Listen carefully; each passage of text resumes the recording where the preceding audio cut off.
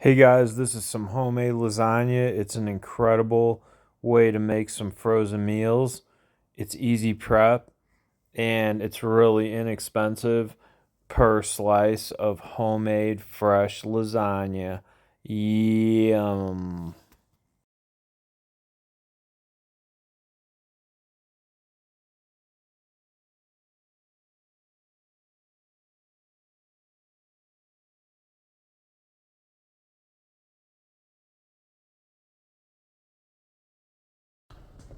Hey guys, my name's Chris. So these are inexpensive meals. This is frozen lasagna.